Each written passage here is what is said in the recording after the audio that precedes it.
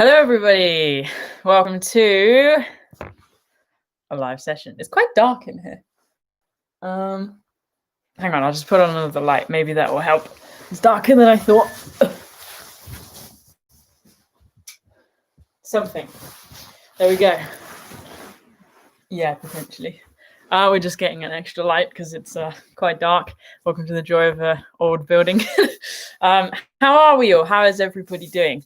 It's been a while since I've done a live session publicly. So normally I do them monthly on our Patreon page.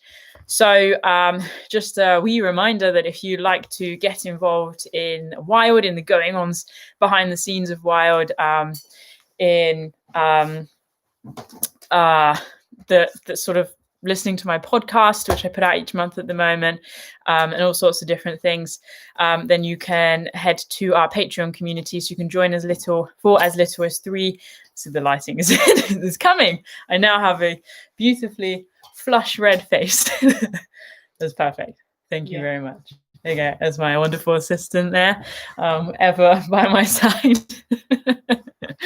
So anyway, as I was saying, yes, if you want to join our Patreon community, it's just an awesome space. I started Patreon earlier this year, but I want to come to that.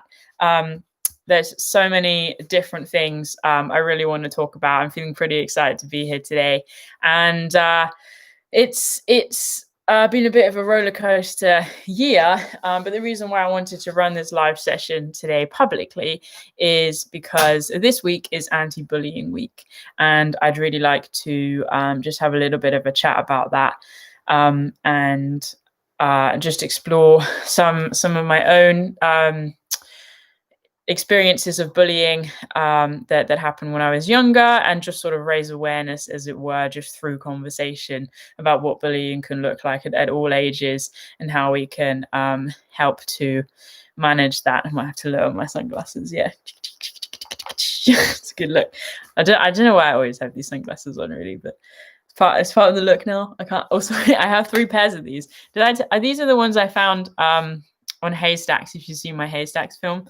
But this is not actually the original pair because they broke quite soon after I found them. So I ordered another pair, and now I have more pairs. It's quite warm in here as well. Anyway, so as I said at the beginning, how are we all? It's really amazing that we can be here, isn't it, through technology? I have to say, with not being able to see people in the same way this year, the power of technology is just, it's wonderful to be able to harness it, and I feel very grateful to be able to be here connected with you today. Bobby's having his dinner. If I'm a little bit all over the place, that's kind of my personality, so I hope you can bear with for those of you guys who are new to a live session, but also we've literally just got through the door. We saw an awful accident driving back home, and got stuck in traffic and just slightly scarred in my brain by what we've just seen. So literally ran through the door, and hence me being a few minutes late getting started. But here we are, spending this time together, and I'm basically just going to talk for the next however long. So I have tea, which is nice, because I don't know about you guys, but I'm quite susceptible to migraines, and they encroach into my life almost daily at the moment. So I do my best to stay hydrated. Firstly, I would like to say thank you to everybody so far who has headed onto the official store. So we opened the store yesterday, which was awesome. So pumped about opening the store online.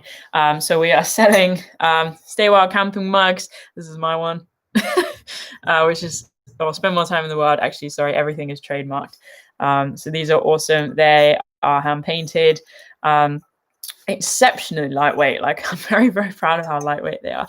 So they're awesome just to clip on your backpack, or I use one in the office, base camp, and just great for when you're out and about on the trail or just day hiking.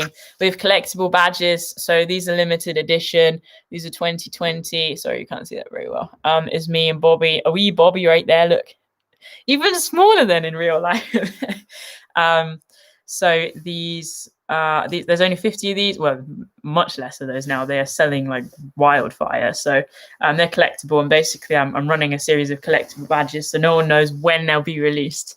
But the idea is if you collect a certain number and show me that you collected a certain number, then you'll be able to get prizes and giveaways from me, which is quite fun. So, and then we've also got buffs now. Well, they're net gaiters, they're not actually buff branded. So again, branded gaiters, so wear them like that. So it's pretty cool. And then whoosh, the hoodie.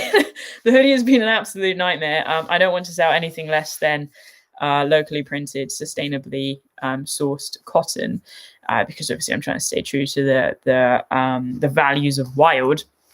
And it's just been a nightmare because our supplier, we finally whittled it down. Like, we've been sampling all the different hoodies.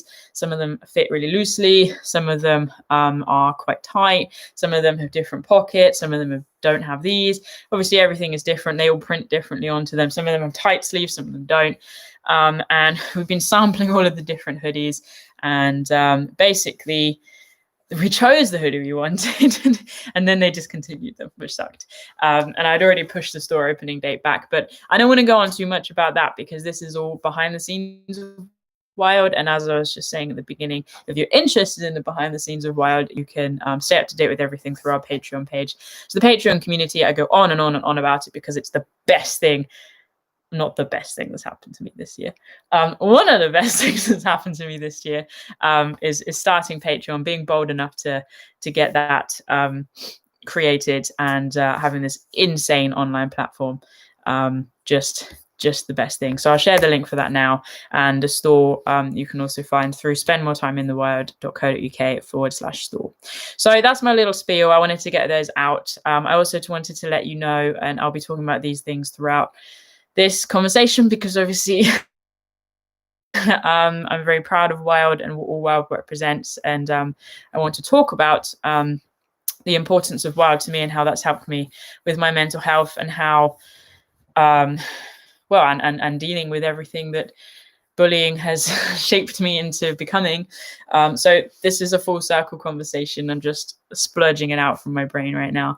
So excuse me. The other thing you might have seen is earlier this year in the first lockdown, I started the Great Garden Campout. So the Great Garden Campout was designed to get people outside in their gardens camping under canvas. If they don't have a garden, to build a fort. Have fun building forts. Forts are so fun to build. And then spend a night just to sort of raise awareness again about the power of nature, about how even when we're locked down in our local environment, we can get out and do fun things. So we ran 2 Great Garden Campouts, and then lockdown was over, and it's like, well, okay, people are wild camping. But now we're in another lockdown, and I decided to run a 3rd Great Garden Campout. So this will be on the 28th of November. So it's a Saturday. You can join the Facebook group, the Great Garden Campout. There's also information again on the website, spendmoretimeinthewild.co.uk. Hopefully, even though it's winter, some of you guys will be joining me in camping outside.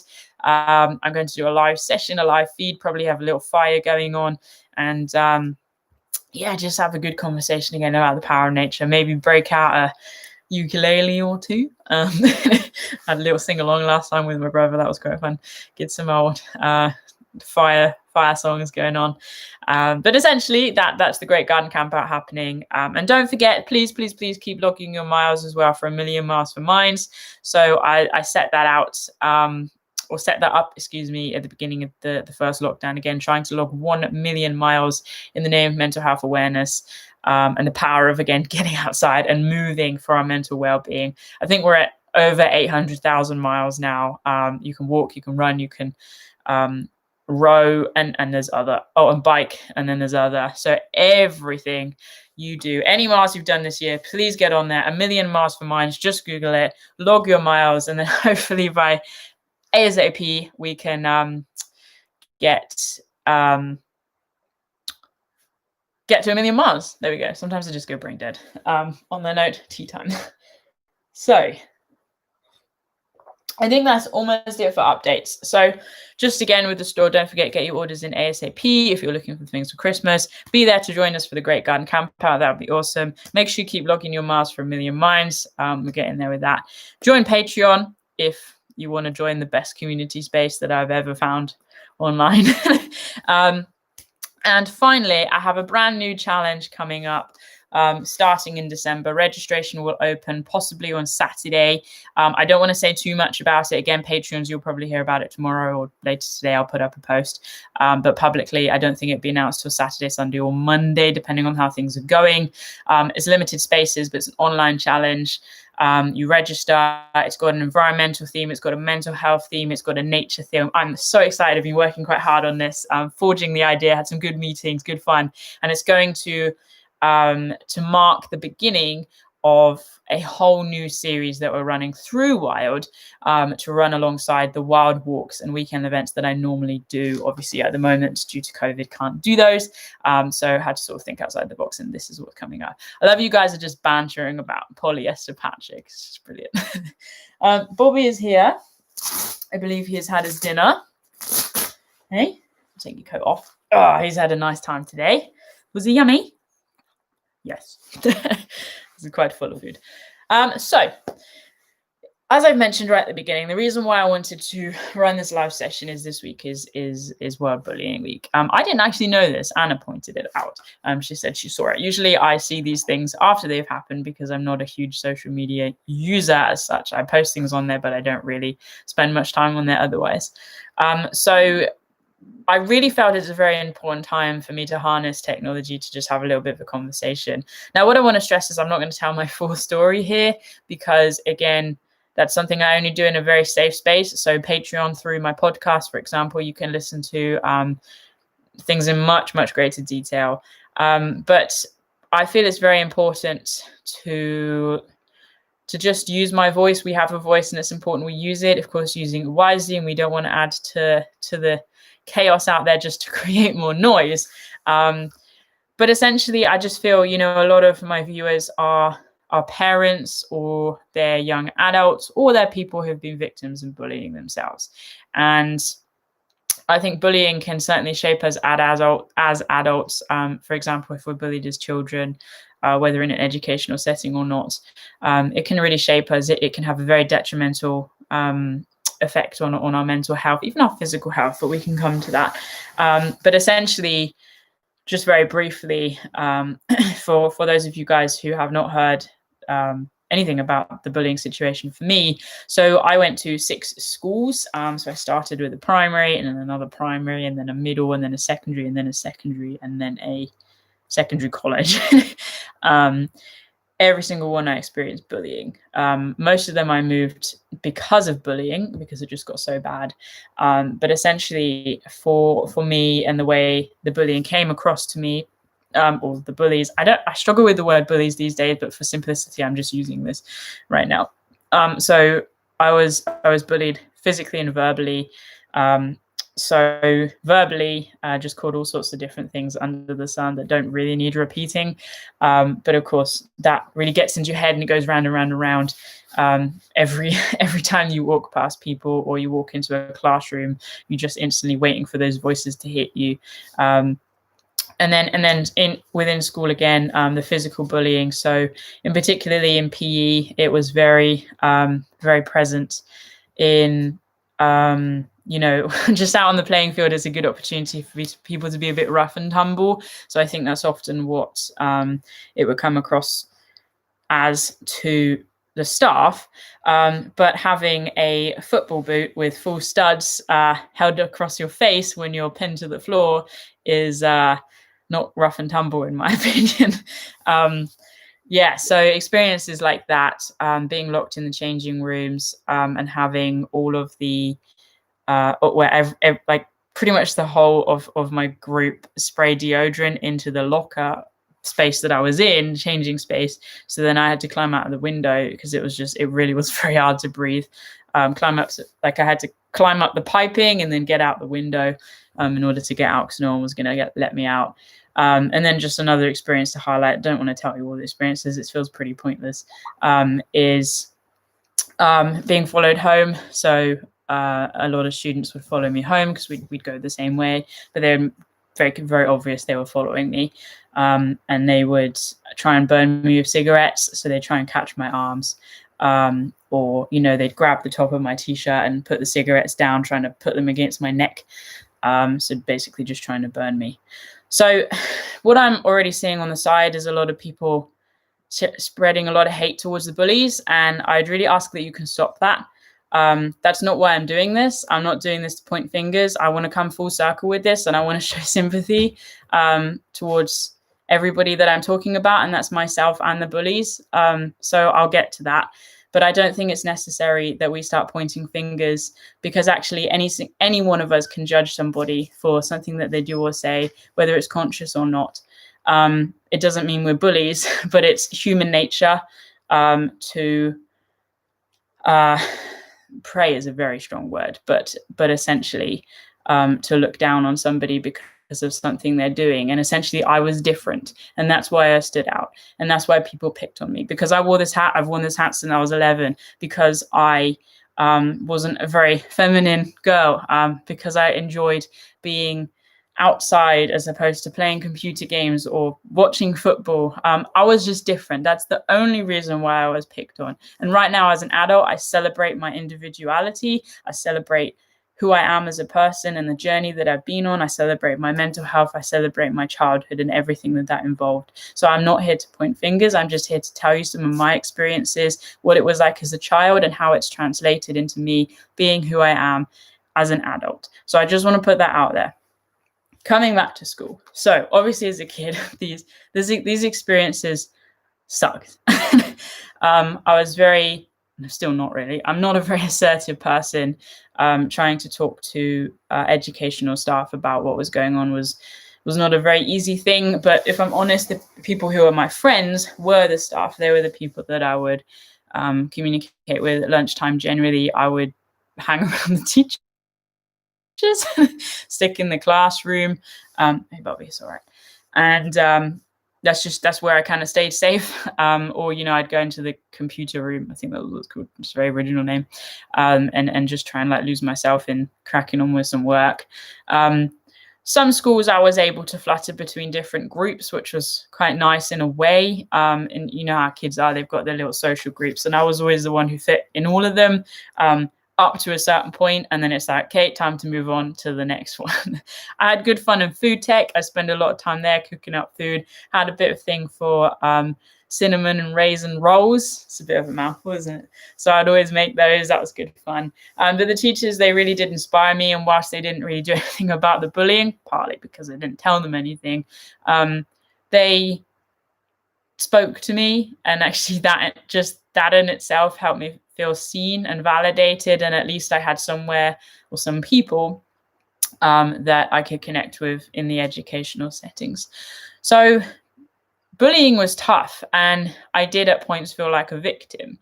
Now, that victim mindset as an adult is not a healthy way to live. It's very important that we own our stuff. It's very important that we're responsible for ourselves, for our thoughts, for our feelings, for our reactions. Nobody is responsible for our reactions but ourselves. People can trigger us, but we are still responsible for our reactions. And I've done a lot of processing about the bullying because, I do now, but I didn't live very far away at all from a lot of the schools I went to, where the people were exceptionally unkind and quite frightening and aggressive towards me. And so I would see them, especially now that I'm a couple of years past where people have finished university. A lot of people have come back, and I would see them out and about in town, and they wouldn't look at me, they wouldn't make eye contact, but I always make a point to look at them, and I always make a point to make eye contact, and I always make a point to say hi. Why? Because I have not been crushed by them. In fact, I have been created by these people. So I've talked obviously through my films about mental health and how I've struggled with my mental health. So when I was at school, I didn't really know until obviously in hindsight that I was struggling with my mental health. But the reality was, it was when I was at school, it was around the time that the bullying was going on, that I can identify now looking back, that I started to struggle with my relationship with food, with body image, and with suicidal ideation. Now, I'm not going to go into, again, a huge amount of detail here because this is something I like to do in a much safer space, whether I'm doing talks or workshops or if it's through the podcast, so you can listen to it again there on Patreon. But essentially, I developed bulimic tendencies. So I would eat a huge amount of food, varied from things like boxes of bran flakes and whole loaves of bread, like very carbohydrate heavy, to just all sorts of different things, bags and bags of nuts, whatever it was. And then I would purge, and my purging wasn't necessarily trying to make myself sick. It was generally over exercising. So at one point I was rowing for 5 to 6 hours a day. And this was also as at college. In particular, the rowing really picked up. It was just my way of processing. So I would sit on the rowing machine. I would get the bus at 6:30 in the morning, and I would be on the rowing machine at 4:30 in the morning. So I would row and just keep rowing, and then have a. Actually, I wasn't quite. Didn't really shower because that wasn't hugely advocated. But I would have a quick wash and then. Get down to bus stop, usually celebrating the beauty of the sunrise. Just a beautiful time to be outside, actually. And then I would get back from college at 6, so the bus would drop me off at 6, and then I would row pretty much through till 9, a bit of studying in between. And that was my way of coping. And there was a particular point where I wouldn't eat more than a boiled egg a day. And I would punish myself. I began to struggle with self-harming. It wasn't... well, I suppose it was superficial in a way. It wasn't cutting as such, but it was much more like beating myself. And it wasn't until college that the self-harming sort of started to evolve to actually superficial injuries initially, suicidal ideation following me right the way through all of my school experiences. Now, I would like to celebrate college. College was an amazing experience for me. It was tough. I still didn't feel like I fit in. I felt like the friendships I had were very superficial, very fake. A lot of people are very fake, and I don't do fake, so it makes it very easy for me to pick up fake and go, well, this is uncomfortable because I'm not like you guys. I don't want to waste my energy on this. It's real or nothing. Like, I get on with animals quite well, so I just spend time with them. But my college tutor was an absolute legend. Gemma, if ever you see this, just thank you for being you, because you completely changed my life. I was really struggling with, it's starting to make me emotional. I was really struggling with home stuff as well, the whole way through nobody's fault. Home was a very challenging place as well. And so essentially, again, if you listen to the podcast, you'll learn about how home wasn't a great place and how school wasn't a great place. So, of course, nature's going to become the great place. And that's the birth of me and Wild and everything through that. But it was whilst I was at college that sort of things really started to become quite not great in terms of the mental health. It's the first time I really understood what mental health was and that I was struggling. There was one point, well, in fact, throughout the second year, I had to see my college tutor, I had to see the chaplain, and I had to see the college nurse. So 3 members of staff every single day to check in that I was safe and well. And that's where I started to get into CAMS, the Child and Adolescent Mental Health Unit. But I was 17, just turning 18. So I went to one meeting there, and that was that. It was over. And then I had no support through mental health services, not that they offered me any then. And actually, do you know what? I will talk about my mental health service experience in a minute, because unfortunately it's been very, very poor. And the reason why I'm having this conversation, so the only reason why I'm telling you these little drips and drabs of my experiences, if I can get my sentences to stay constructive and my thought patterns whole, to feed this through to transferable thoughts, conversation starters, skills, awareness practices that we can all have for those around us and for ourselves, so that we can catch bullying, we can catch mental health in its early stages, we can help to advise people, we can help to support people. This is not a poor me, nothing about this is pity. I have no self-pity for myself. I'm celebrating who I am, so it's a complete flipped coin, but I'm having this conversation because I really want to be able to help you guys and to walk alongside you. So I'm just putting that out there. All right, coming back, we're rolling back to college. So CAMS, Child and Adolescent Mental Health Unit, yes, as I said, one meeting, I remember the room, it was this sort of stained, brownie, disgusting, poop colored, let's just say it as it is, carpet, and the walls were like this like, what are babies called? There's a word I'm looking for, like nursery, that's one, like nursery blue. And it was quite intense, to be honest. And it's like literally just a table and 3 chairs, because my dad came, and we were just sat there, and I had to go there because the college had referred me, and we went in, and I remember just being quizzed, like just out and out, how are you feeling? Like, are you feeling suicidal? Have you had any thoughts? What are you going to do with it? Do you have any plans? And just being like, this is stupid. You can completely manipulate the entire conversation. And everything's limited time. So why am I going to open up? And also, I just remember the whole thing just feeling completely like, no, I don't trust this person. It doesn't feel like they're even mentally here, let alone spiritually here, as in the sense there's no human to human connection. This doesn't feel real. So that was that. And then basically college came to a close. The mental health conversation continued. Do I want to say that or not? I think I do. So for, well, again, I talk about it a lot more in the podcast, and I keep saying that because that's my safe space. Basically, in the running of my education experience and beyond, so to a couple of years beyond, a few years beyond, I ended up having a grand total of 6 suicide attempts. I'm so thankful that I'm here today. Can I just point that out? So obviously the bullying sort of contributed to that in some way. And how? Well, essentially it's that self-esteem, it's that self-awareness, it's that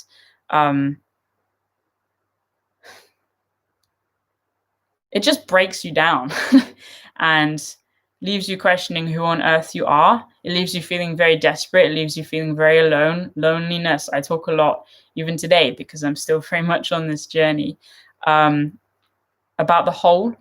And that's where I first started feeling the whole, was when the bullying was physically happening. I remember just feeling like I was drowning in this hole of like, there is no one there to support me, just this emptiness, this deep, soulful sorrow, and not knowing what to do with that. And hence how it ended up turning into self-destruction, because it was such an overpowering experience and feeling to have. That's just the only way I could manage to process it. And I guess it's almost like I felt like a caged animal inside, because I wasn't me. I wasn't living as me. I was living as this suppressed, squished, unexpressed version of myself. And I truly believe that as human beings, we are expressive, creative, wholehearted beings, and we need to live that out. And when we don't, it's like a tiger or a lion. You put them in a cage, and you see around the edge of the cage, just this path that they've worn, because they're going round and round and round and round and round. It's the only way they could cope. And that's what it felt like was happening inside of me. And that's the whole, is this complete squashing of me and my being. And that really began with the bullying, because I didn't know how to stand up for myself. I'd never had that modeled to me. I was never allowed a safe space to express my emotions, to voice the things that were going on in my head, to be validated in the feelings I was having. And that is what's so important to be doing for our children, is to validate what they're feeling, to give them a safe space to be heard, is to encourage them, to teach them how to communicate, how to stand up for themselves in a way that not only they can model to the other children, but we as adults are living out as well. You know, you can take screen time, for example. There's no point telling your kids that, okay, you can't be on your phone. When you're there on your phone, like, you need to model it. We need to model it. We need to live by example, not just say. Like, saying is so, it's like, where are these words? You can't physically hold them. But by doing, that's how we are going to be the change, the whole Gandhi quote. And why am I telling you this? I just sometimes go down tangents. But essentially, the bullying has shaped me as who I am today. And it's, despite feeling completely crushed, completely unconfident, the journey I've been on since I was 16, I can say actually quite confidently, is a journey of growth, is a journey of basically cracking the shell and the armor that I put on because of these people and because of other experiences to get to the soft, squishy stuff that is me. And I'm owning the soft, squishy stuff. Brené Brown has the best quote. She likes to say, strong back, soft front, whole heart, or brave heart, she sometimes says as well. And I love that. I try and live by that every single day. I have that in my head. It's so awesome. And I think we can put on the armor when someone bullies us or people bully us as children. They pick on things. We can then become very insecure about our body or about our nose or about our eyes or about our feet or about our tummies or whatever it is, our arms. There's always going to be something because we are not the same. We are individual. But it's about owning who we are and celebrating who we are. So I was bullied for my weight. I was never particularly overweight, but I can categorically say it's definitely, even though it's not consciously, fed into the body image issues I have today. I've had a lot of struggles with body dysmorphia, really not understanding my weight, and I still don't. And even this morning, to my partner, like I'm just there, like trying not to completely fall apart because I haven't trained enough and I've overeaten and I'm undoing everything and I'm so fat and I can't go outside. I went to see a friend today and I was just there on my morning walk, like having a panic attack that if I go outside, people are going to see how overweight I am. And then basically everybody's going to point and laugh and someone's going to punch me in the face or whatever's going to happen. This whole catastrophizing things happen. And basically I am not worthy. That's the lie that I'm feeding myself. It's I am not worthy because I don't look a certain way, because I'm not eating a certain way, because of whatever. I don't have this percentage muscle mass. But the only thing I can do is take hold of my hand and walk forwards. And for the first time ever this morning, I really realized that actually, you know what, this isn't going to go away. This is part of how my brain is wired for the moment.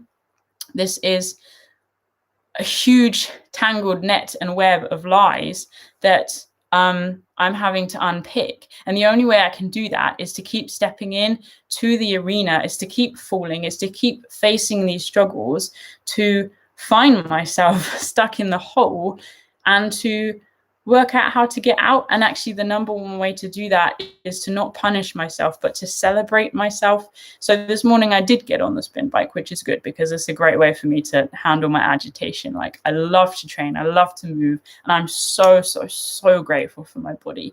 I have a whole bunch of injuries and they really wind me up if I'm honest. And the only way I can handle them is to rest in gratitude of what I do have. I do have two legs that work and they have carried me thousands of miles to some of the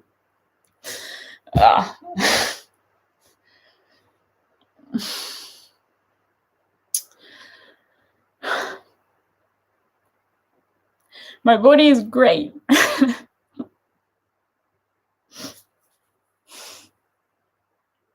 And it's carried me all over the world, and it will continue to carry me all over the world. And the voices of these people don't matter, because what matters is the truth, is the awesome people who love me unconditionally for who I am, who celebrate me for who I am, who see every little bit of effort it takes to get out of bed in the morning.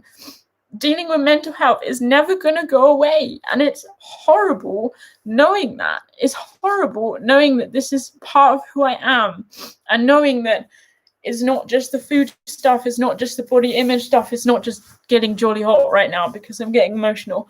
Oh, look, you can see my imaginary bald spot now as well. It's, go away, jumper, I don't need you anymore.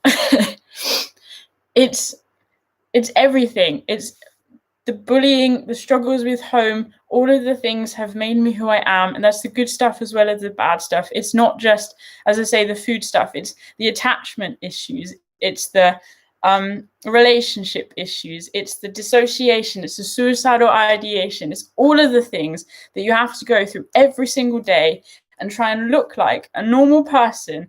I'm running a freaking hugely successful business.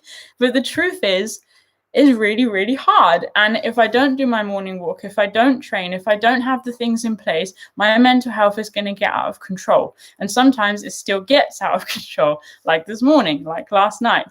And then I still have to go out into the world and try and be okay. But it's okay not to be okay. It's okay to own the fact, as a kid, I struggled. As an adult, I'm struggling. But that is the beauty, because it's these obstacles that are leading me on my path. I would not have Wild. I would not be having this conversation with you if I had not gone through these things, and I would not change anything. I wouldn't change any of my suicide attempts. I wouldn't change anything that anybody has said to me, because I can own those things, and I can see myself as a child.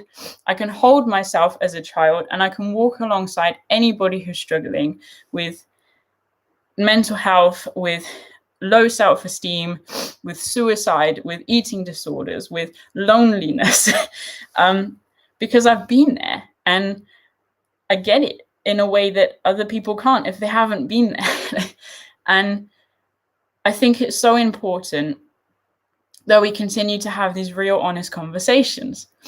And now it's a very new space for me, because I'm in a brand new, well, it's not brand new, but I'm in a relationship, for a proper committed relationship for the first time in my life. And that's bringing up all sorts of different things as well. But seeing my friend today and talking about these things that come up, the real truth of who I am is I'm a very wholehearted, happy person. I love to laugh. I can see beauty in everything. There is so many awesome things in the world, and the list of things I want to do before my time is up is just so long. It's kind of intimidating. And why is COVID happening? Very selfishly, this is making a dent in my time. But it's not hard for me to celebrate the challenges, because I've been on this journey for so long now.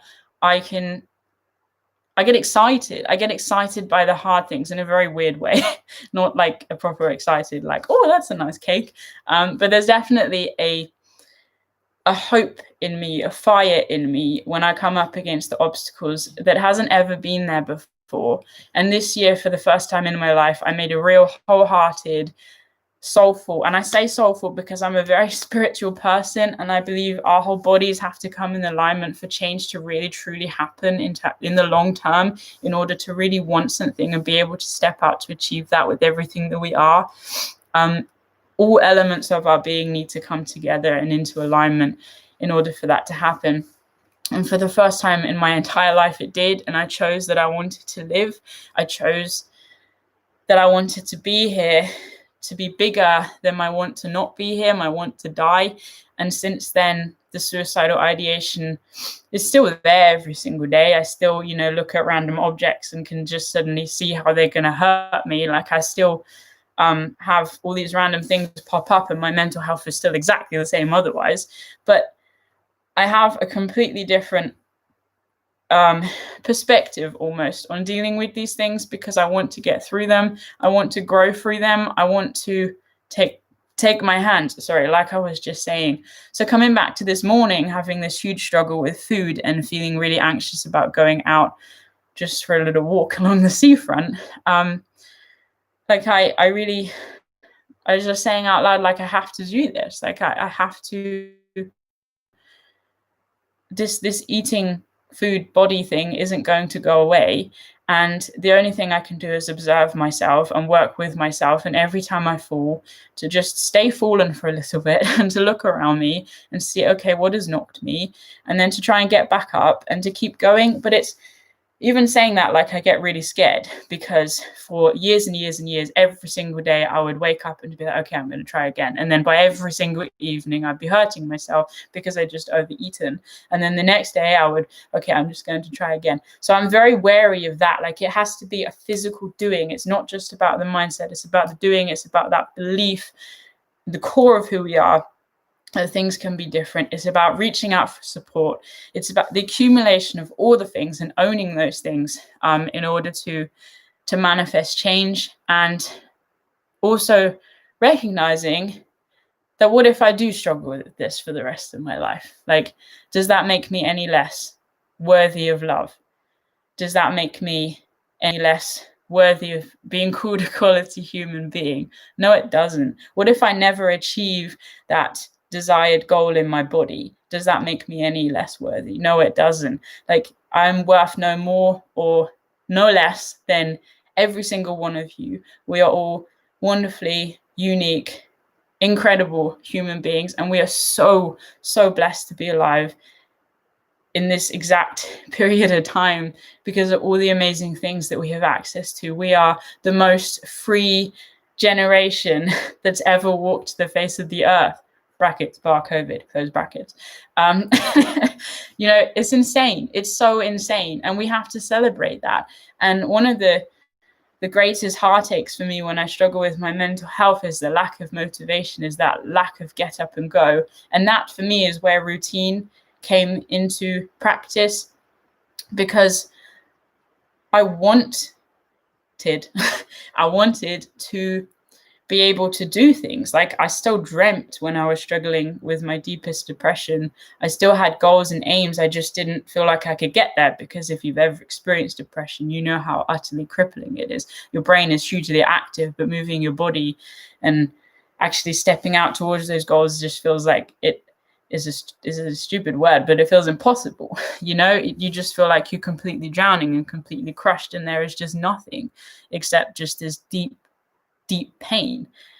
And that's why I developed routine, because I found it was the only way to get up and go. Before the body needed to act. Motivation comes after action. That's what I was telling myself.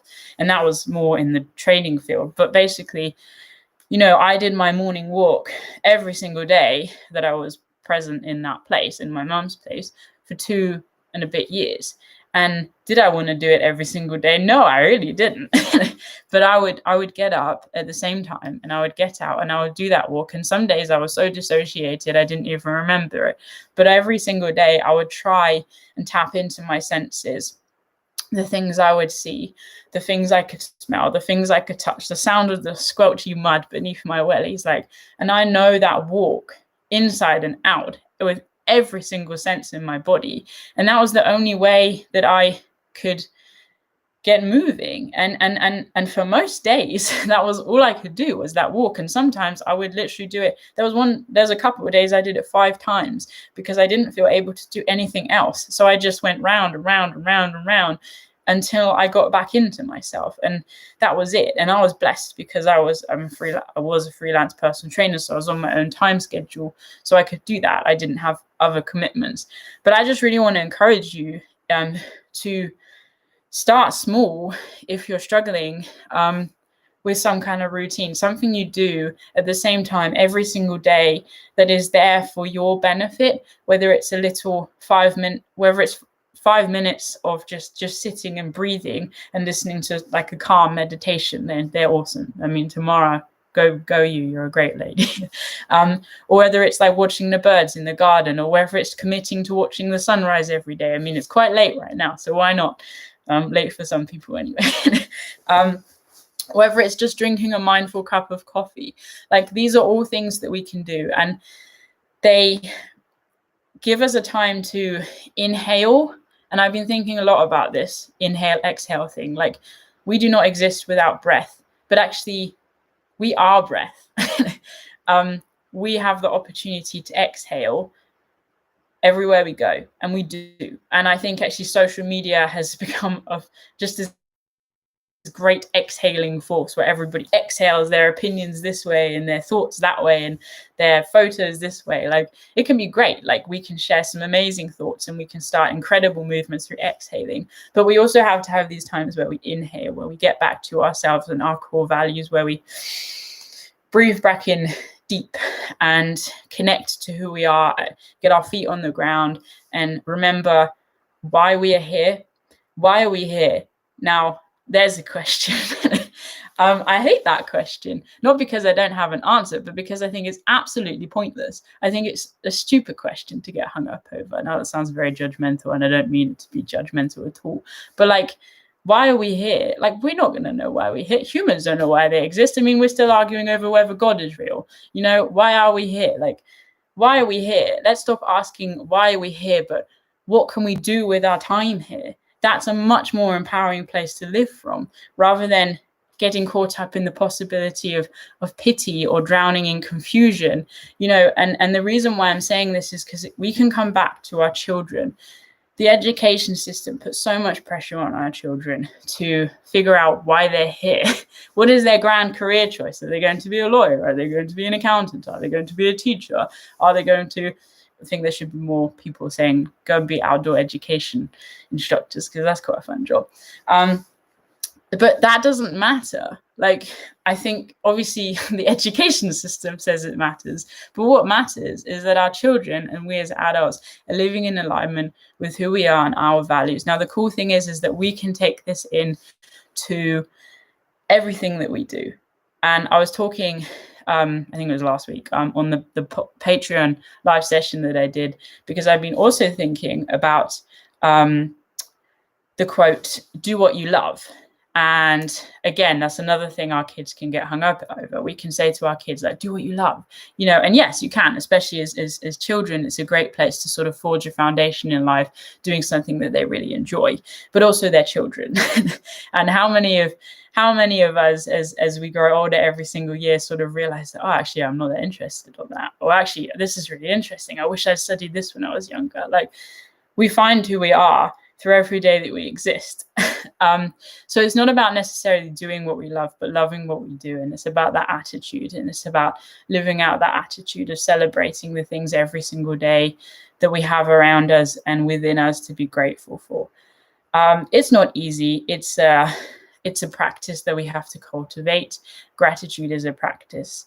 And it has to be conscious. It has to be chosen. It is a choice. And I'm telling you this. I mean, I'm telling you all these things like just randomly now, apparently. But because these things have saved my life.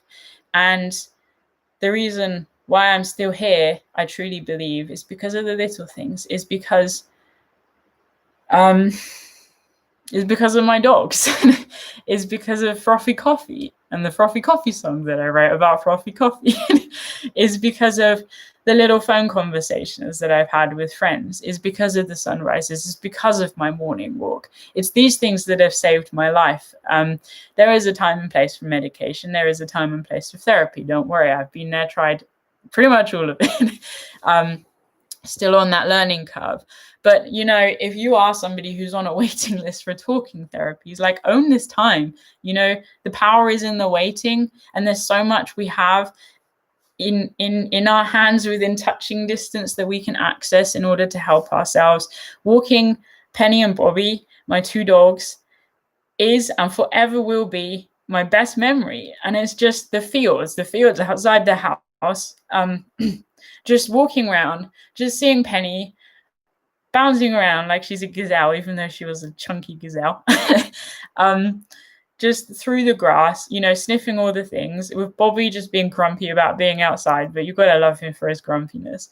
Penny is gone now, but because I consciously chose not to be on my phone, I consciously chose not to be in my head, but to be present and with the two most precious beings that I'd ever known, I will have those memories forever. And every time I struggle, I just think of Penny's face and I think about the precious things to me, the most precious people. And because I've, in those moments, chosen to own them and make them mine and to put them in the stockpile of powerful things that I can throw right back at depression and I can throw right back at mental health. It actually works. It's kind of insane. Taking those picture memories is not just about against the bad stuff. I think a lot about all of the relationships I've had in my life, friendship relationships, family relationships. I mean, there's not many of them, but that's fine. And I take from every single one, like every day I make a point before going to bed and I go through the picture memories in my head. I just pick random ones. I go through 3 things I'm grateful for. Like, I'll say out loud things I'm grateful for, but in my head, I always do 3 things I'm grateful for. And why am I grateful for them? Why am I grateful for them? I wake up in the morning and I think about affirmations. What do I want to be today? Like, who do I want to be today? And what do I want to put out into the world today? And sometimes it's just one thing. Sometimes it's just, I want to be kind, and that's all I go for. But other times it's like, I'll evolve it and I'll really try and live that out. And I'll say it in my head throughout the day. And again, it's a conscious choice. And why do I do this? Because it's the only way I can keep the bad voices at bay. They're always going to be there. They're in there. They were wired into me from a very, very, very young age. And I am fighting them every single day. And if you have struggled with people speaking bad things over you, if you struggled with physical abuse, if you struggled with any abuse of any kind, you know what it is to feel shame. You know what it is to feel invisible. You know what it is to feel lost, to feel lonely, to feel defeated, to feel like giving up. Well, I want to say, don't. Don't. Because we never know what's coming next. We never know what's coming next. And all we can do is trust that something good is coming our way.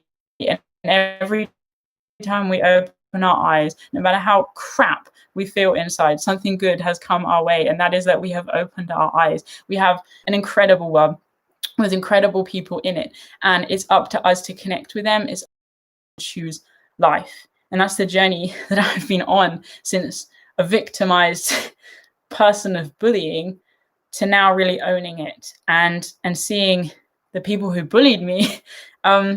Some of them are really struggling. And, you know, I was messaging one a couple of weeks ago, or just one, like a person who bullied me at school on Facebook a couple of weeks ago. And they're struggling. You know, they had a kid at a really young age, and they're struggling financially because of COVID. And all I have for them is love. All I have for them is heart, because I'm sorry, like, I don't know what happened to them. I don't know why they had to bully me. I don't want to live in a it's not fair mindset. Like, it sucks, but I want to put out love to them. And it's like a smile. Like, you can be feeling awful, but if you smile at somebody, you know, they could also be feeling awful, and that one smile could change their day, and then they can pass on that smile. Like, there's power in a smile, just like there's power in listening to people and showing some heart. And one of the best things you can do when you're feeling rubbish yourself is to listen and show some heart for somebody else who's struggling. It gets you out of your head, and it puts you back in the position that actually it's a collective suffering. We're human beings. Unfortunately, the lie has been sold to us that we're here to be happy. I don't believe that. We're here to suffer, and we're here to make the best of our suffering collectively, to give out and to get through it in the best way that we can. So, if you're experiencing any kind of harassment or bullying now as an adult, you have a voice, especially if you have children. I understand the situation's always very different in workplaces. You know, we have that financial reliance on our employee. Yeah, the top boss guy. I understand that it can feel very, you can feel very cornered, but you know that there's help. There's the unions, there's work of community, your friends, your families. Like, please don't stay quiet. The first thing you need is awareness. And if you're listening to this, and I can see there's quite a few folk tuning in and not dropping off right now, you're listening to this, like, listen to yourself. Step 1 is awareness. Step 2 is observing. Step 3 is reaching out. Awareness, observe, reach out. Reach out doesn't have to be anything more than a, you know, I've been noticing, or I've been feeling, or even start with them. How have you been feeling? Because I've been feeling. Like, work with it. Find a way that works for you. Connect with your people. We all talk different. We all have communication strengths and weaknesses. And if your children are struggling, that's hard.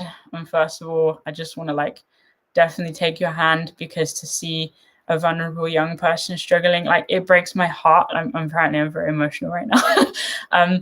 It breaks my heart to think about how many of our young people are struggling. And, you know, a lot of blame is put on social media and on the pressures, you know, to look a certain way and to be a certain way and have the latest tech. And that's not cool.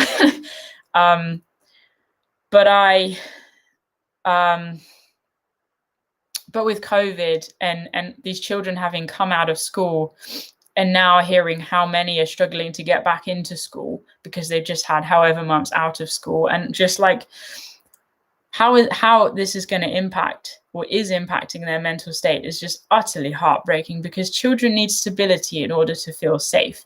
You know, they need family members and parents who are portraying stability in order to feel safe. And the reality is the whole world is wobbling right now.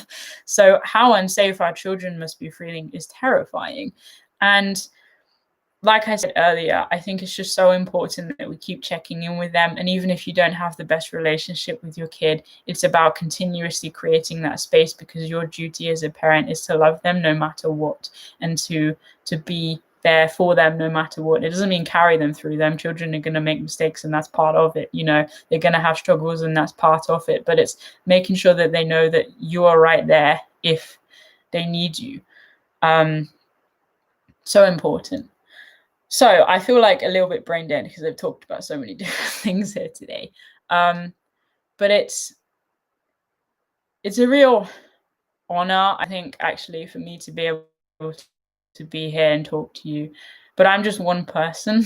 I'm not really a lot. Like, I know I have a hat and people are, oh, it's the girl with the hat. Like, but otherwise, like, no one would know me. No one would know my story, because it's not, my story isn't. Everybody has a story to tell. I mean, I'm trying deliberately not to read the comments because I get a bit confused with talking and reading, but I can see in the corner of my eye how many of you guys are sharing your stories.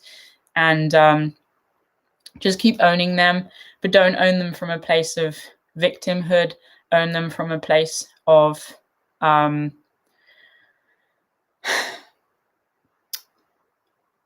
it's not a word, but I'm making it a word. Like wholeheartedhood. Just honor who you are, honor the journey that you've been on. Don't resent the journey that you've been on in the best possible way, because without the journey, you wouldn't be where you are today. And if where you are today feels like absolute garbage, can I just say I'm celebrating you being here today? I appreciate you being here today. And like I just said, we never know what's coming tomorrow.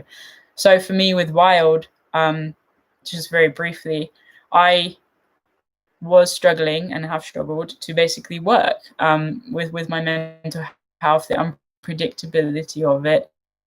It made it very hard for me to commit to a job. And I went into personal training, and the beauty of that was I was a little bit more in control of my schedule. But the reality was, yes, I forged Wild because I love hiking and because I like making films, but also because I couldn't do anything else. It was planned for me to end up here today. It's not planned for me to have, I don't know, is it 5 million? Yeah, 5 million viewers of my films. Like, it's just happened, you know. And I feel like for me, my faith has also kept me going. So that's the last thing I wanted to say. Actually, was I mentioned earlier when I was 16. That's sort of when there was a slight shift for me in choosing life. And that was when I was actually baptized. And I don't talk much about my faith because I don't feel it needs to be public. I'm not here to imprint or spread my beliefs anywhere, but I live by faith. And I've mentioned to people before, I don't have a business plan deliberately. And I say, because it's much more easily translated by the world, that I live by following my heart. But the truth is I live by faith, and I believe that my heart is led by God. And I believe he leads me. And in doing that, it's very easy to feel like you've sort of been spoon-fed your life. And even though life has had its challenges and had its difficulties, no matter where we are, we can all follow our heart. We all know when something is wrong. And I often feel mental health issues come up because something is not in alignment, like we've said.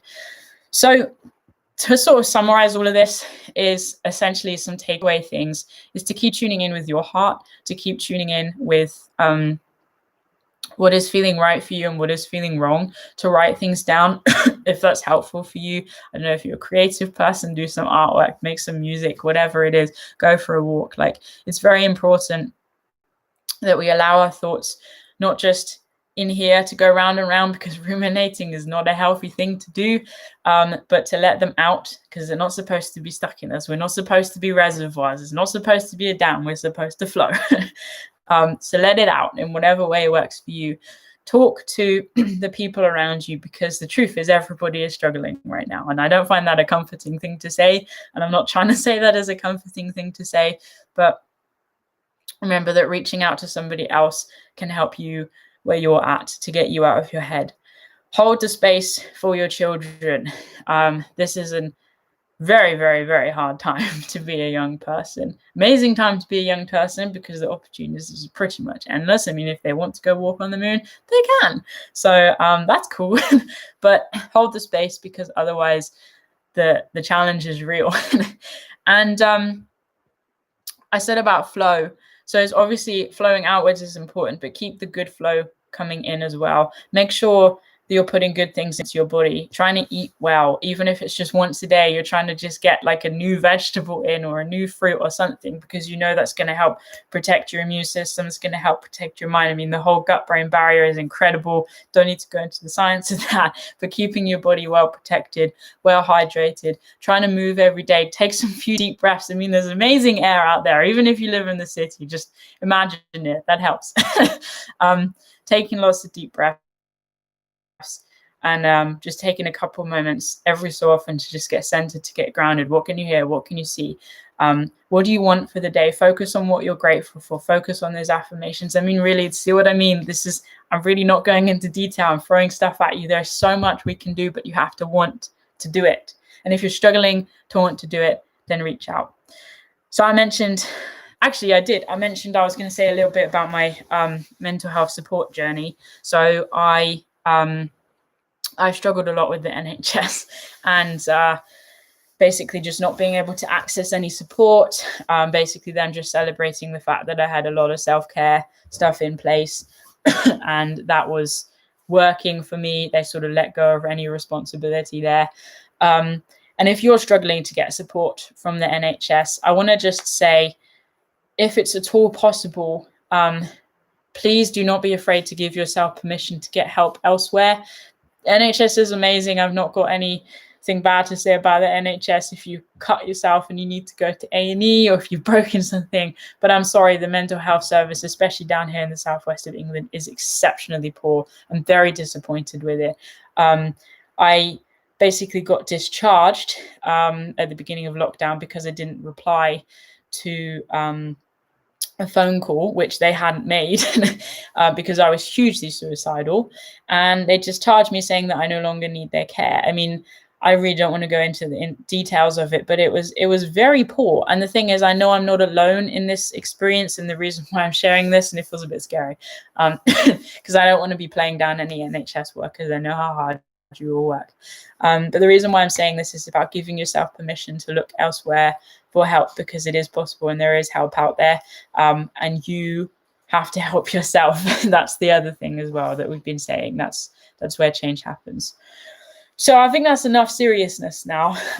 World Bullying Week, there we go. Who knew it would open up this flow of conversation?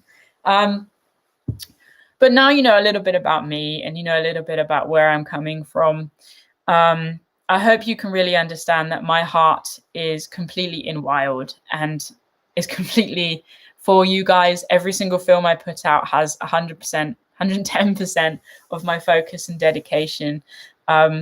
I'm not in this for the numbers. I'm not in this for the money. I'm in this for the mission, and that is to help people get outside for the benefit of mental and physical health. That is never, ever, ever going to change. I'm self-aware enough to know when I start to get hung up over numbers. Talking to Patreons last week about how numbers have been in my head recently, and I'm trying to let it go. It's not important. So I really just ask if you would like to support Wild, because, you know, it is helpful for me, not essential, but helpful. And if you would like to join our online community of people where I talk about my experience, they talk about theirs, and we are doing life together, please do not be afraid to join our Patreon community. I shared the link earlier and I'm sharing it now.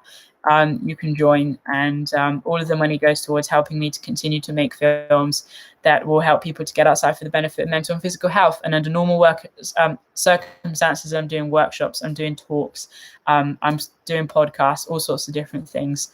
So please, please, please, if you're interested in mental health and you want to help people, please do consider joining Patreon. And of course, the other thing you can do is check out our online store. So again, like, I'm doing these things. You know, recently I bought myself a cup, and it was an expensive cup from Israel, handmade, but I bought it so that every time I drink out of it, I know to look after myself.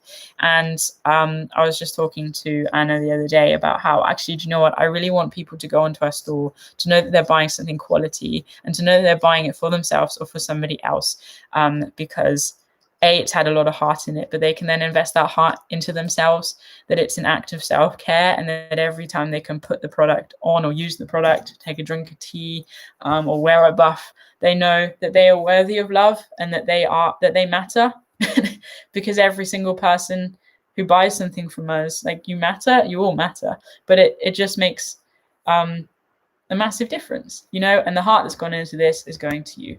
So there we go. You can check out the store on the website, spend more time in the wild.co.uk. I think that's all for now, guys. Hello, Anna's here. She's gonna come say hi on the spot. Of course. Look at our boxes. I'm making you another cup of tea. Oh, thanks. I haven't drunk that one. How are you? All right. How are you? How is everybody? I feel quite emotional, actually. Yeah, did I? Very hot. Yeah, I cried over there with you. Did you? Yeah. Oh, I knew you were there, but I knew if I looked at you. Not that there was any flow. Did Bobby cry too? Yeah. Here and trying to find some closer to. Oh, it's our little family. Oh.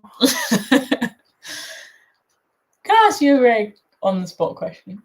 You don't have to answer. Great, always. Have you been bullied?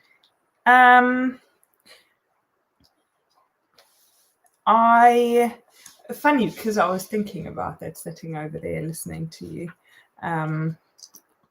I don't think it would be fair to call it that, but I've definitely had,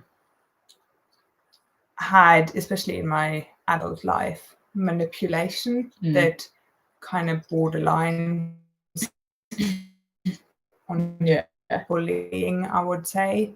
I think it's a very subjective I was going to say feeling it is, as well. Yeah. The word is subjective because what one person might take as bullying, another is like, oh, they're just teasing, you know. And teasing is often, I do not like teasing because often it's just to get out for bullying. Yeah, see, and I'm a very sarcastic person. Really? Maybe people have picked up on that. Not around you anymore. So I don't react well to sarcasm because I don't get it. I just think I'm like in trouble. Sometimes we have situations where I'm like, Abbie, this is sarcasm. Don't take it personal. That's the only time she's allowed to use sarcasm now, is if she tells me it's sarcasm. Yeah, it comes with a warning. I should really have a sarcasm flag. Can we make one of them? That's quite fun. You just like, or a hanky, like sarcasm, and put it away. Like, sorry, go on. Yeah, no. So I would say I can cope with teasing and sarcasm because it's something that I can actively choose when the situation is sort of appropriate for it. Yeah.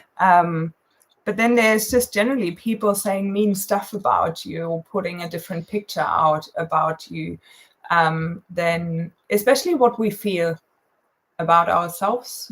And if that is very different, and you're trying to put it right and stuff, it's just,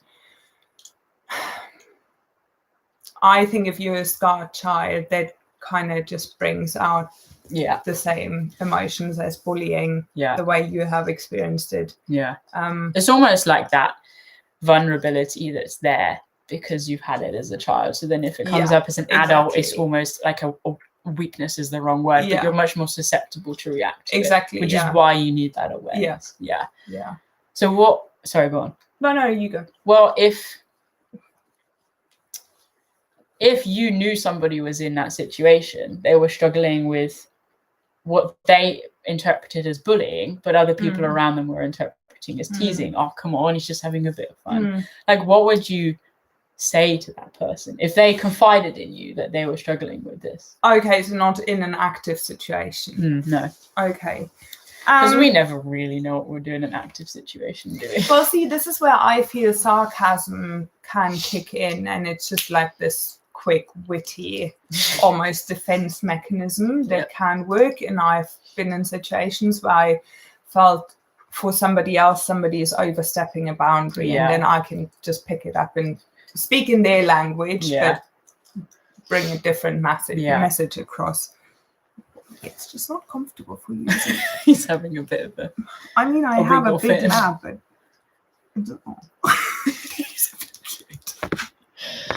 This is our life. Wherever we're sat, he's sat like this. Well, I feel it's still very a very good reaction to just be open and honest about it. I would always suggest people say, like, mate, you're stepping on my toes here, or this is not correct. You know, obviously it depends on how intense the bullying is. Is like you say, you always have to distance yourself as well, though, because in the end we are what we put out, and not what other people feed into us or try to manipulate us into or call us. So yeah, feeding in the truth and having a wiggly dog. Yeah, especially it's a bit hard to concentrate on. It is hard to closing the circle. Now I had a conversation and it's jolly happy. And my brain, you can see. This is my data. Yes. Yeah. I think as adults, we are just much more capable of actually standing up for ourselves. I mean, I personally have had conversations in a job with my head of department and said, listen, I have a situation with a different person, and she went to sort it out via the well. Yeah. Like with how it went with your teachers back in the days, you probably also weren't, I don't know, did you actively ask them to stop the bullying? No. Like I would try and tell them about it, but that was it. Yeah. You know. I think there's always, no, not always. It's easy as well to fall into someone else needs to fix this. Yes. Do you know what I mean? Yes. So by not actively like saying to somebody, you know, or you can say to somebody like, I'm struggling with this, and then almost there's that underlying expectation that you might not even realize you have, that they have more authority or they're more assertive, so they're going to do something about it. But unless you, as you say, unless you directly ask somebody to help you, so you have to be open to a no. Yeah. And it's we are making or you as the initiative or the active person in the first place, you're first showing the vulnerability. Exactly. Which is hard, but that I fear as an adult is easier than when you're in a school environment. Absolutely. But that's why as adults we need to model it. So I think you're gonna have to go because I think he used the toilet. He's gone. Also, this cup of tea is very sad. It's quite sad. Yeah. I'll down it though before we make another one. Waste not, want not. Thank you for your 5 tuppence. Have a badge. She now has a badge. Great. All right, guys. So thank you so much for tuning in today. It's been a real pleasure to just share some thoughts and feelings with you.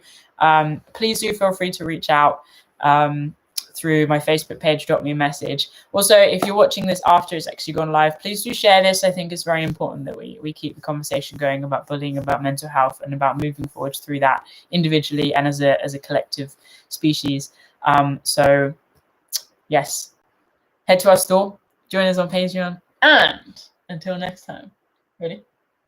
Stay wild. Bye, guys. Cheers. Have a good evening or day or morning or wherever you are. Enjoy life. It's worth enjoying. Bye.